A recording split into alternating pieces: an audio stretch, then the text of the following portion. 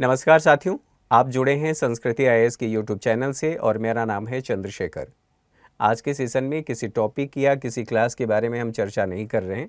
दरअसल आरपीएससी ने 2026 के लिए नोटिफिकेशन जारी कर दिया है, ऑफिशियल नोटिफिकेशन है। तो हम आज के सेशन में बात करने वाले हैं कि टोटल पोस्ट कितनी है या नंबर ऑफ़ वैकेंसी कितनी है, एग्ज़ाम फॉर्म कब से भरा जाएगा और उसके साथ ही कब तक भरा जाएगा। इन्हीं सभी मुद्दों पर आज के सेशन में चर्चा करने वाले हैं।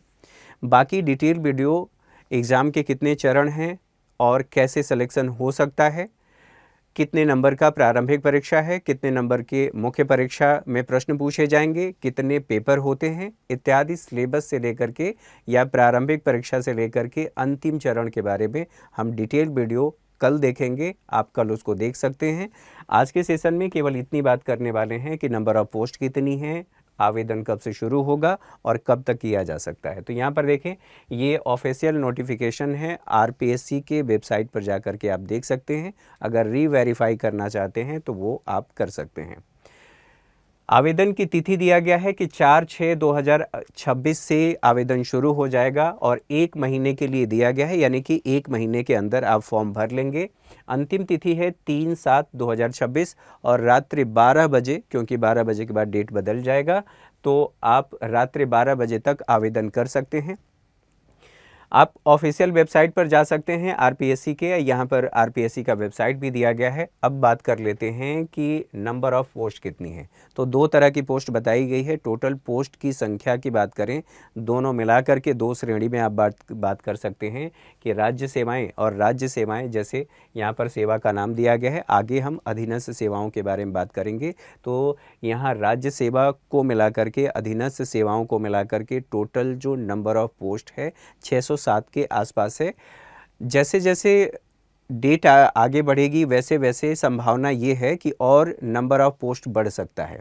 तो ये संभावना है, ऐसा होगा ऐसा निश्चित तौर पर हम नहीं कह सकते, लेकिन ऐसी संभावना है, ऐसा हो सकता है।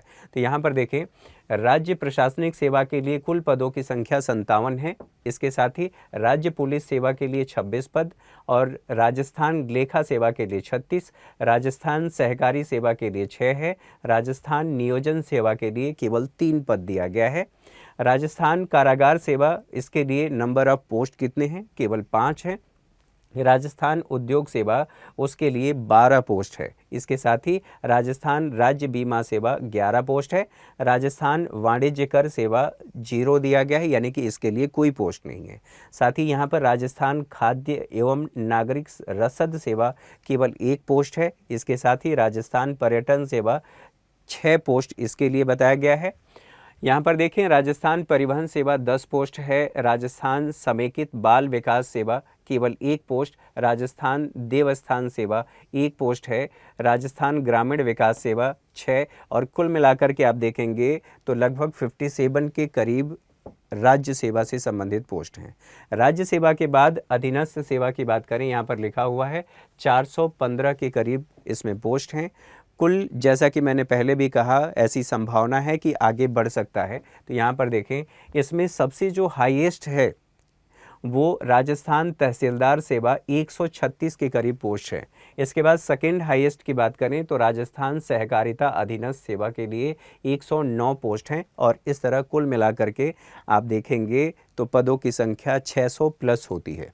और ये भी आशंका जाहिर की जा रही है, जो मैंने आपसे पहले भी कहा, फिर से रिपीट कर रहा हूँ, ताकि आप सकारात्मक रहें। आपको ये लगेगा कि केवल इतने पदों के लिए हम कहाँ फ़ाइट कर पाएंगे, तो ऐसा नहीं है, आप फ़ाइट कर सकते हैं। आप में कैपेबिलिटी है, आप में क्षमता है, बस निरंतर प्रयास करने की ज़रूरत है। और जो बच्चे पहले हमारे फाउंडेशन बैच से जुड़े हैं, आरएस फाउंडेशन बैच से, वो तो पहले से ही कॉन्फिडेंस में हैं। और जो बच्चे ऐसा लग रहा है कि अभी उनकी तैयारी पूरी नहीं है, हालांकि तैयारी कभी पूरी नहीं होती है। किसी एग्ज़ाम के लिए आप पूरी तरह से प्रिपेयर नहीं होते हैं। आप मैक्सिमम सिलेबस कितना कवर कर पाए हैं और सिलेबस को कितने टुकड़ों में तोड़ करके आपने देखा है, कैसे उस सिलेबस को रीडिफ़ाइन किया है, ये सब सारी चीज़ें मायने रखती हैं। अगर आपने एक तरीके से पढ़ाई किया है तो आपकी सफलता निश्चित है। अगर आपने तरीके से पढ़ाई नहीं किया है तो इस बार आप लोगों ने देखा ही होगा कि यूपीएससी ने जो पेपर लिया है, सबके तोते उड़ गए।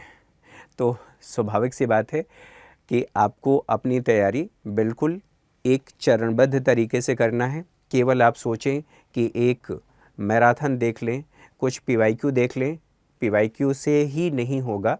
आप पीवाईक्यू पर भी फोकस कर सकते हैं, इसके साथ साथ टेस्ट पर फोकस कर सकते हैं। लगातार अभ्यास ज़रूरी है और निरंतरता ज़रूरी है। आप एक दिन की पढ़ाई, 2 दिन की पढ़ाई से एग्ज़ाम क्वालिफाई नहीं कर सकते हैं।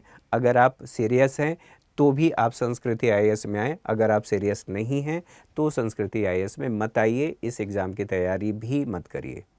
ये सच्चाई है। अगर आप इसको स्वीकार करते हैं कि हाँ, मेरे अंदर ये क्षमता है, मैं कर सकता हूँ या मैं कर सकती हूँ, तब तो करना चाहिए, अदरवाइज़। और बाकी कैटेगरी वाइज कितना कट ऑफ जाता है, पिछले वर्षों के कट ऑफ क्या रहे हैं, इन सब के बारे में डिटेल वीडियो कल के सेशन में देखेंगे। आज हमने ये देख लिया, नोटिफिकेशन आ चुका है, आप सभी अपनी पढ़ाई अभी से शुरू कर दीजिए।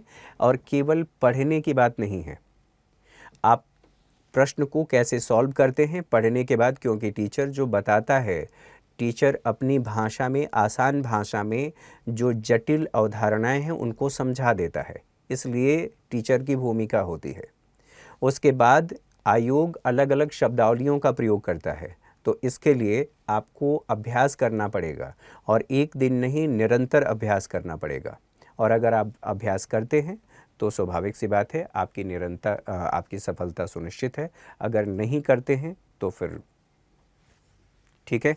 तो आज के सेशन में केवल इतना ही, अगले सेशन में हमारी मुलाकात होगी। तब तक के लिए नमस्कार, ढेर सारी शुभकामनाएं, ऑल द बेस्ट।